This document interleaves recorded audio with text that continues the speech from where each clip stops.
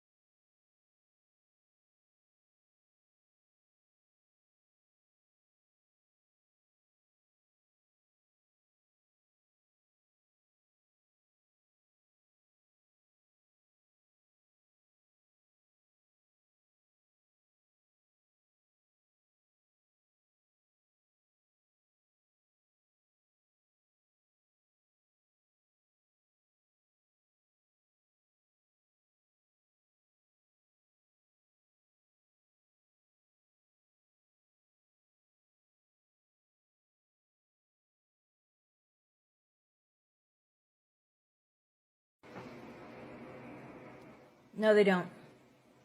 No, they don't. Nobody was caught in those arson fires in the churches on reservations, which just mysteriously happened after they started finding unmarked graves in old residential school sites. So I find that an awful strange coincidence. And yeah, no. No, if you ask me, that was the churches covering their ass. Because think of what the documents might have been found in there if they hadn't been burned. Just think about it. Here's your brain.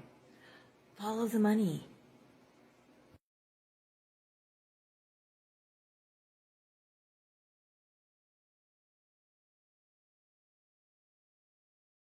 And Alberta this week announced that it's going to be doubling its funding to help protect churches from vandalism and violence. But the Federal Security Infrastructure Program stopped taking applications last November. I know that there is new funding in the budget, so when will the program start taking applications again? And if I may, as a Catholic, what's your reaction that houses of your faith are being targeted for the church's role in the residential school system?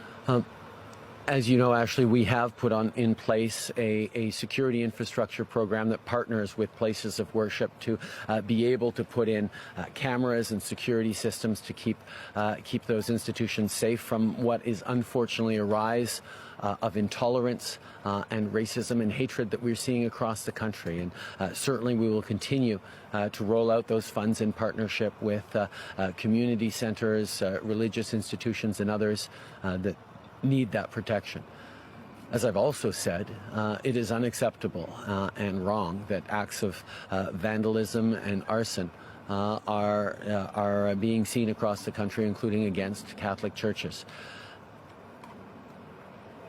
One of my reflections is I understand the anger that's out there against the federal government, against institutions like the Catholic Church. It is real and it is fully understandable given the shameful history that we're all becoming more and more aware of and engaging ourselves to do better as Canadians.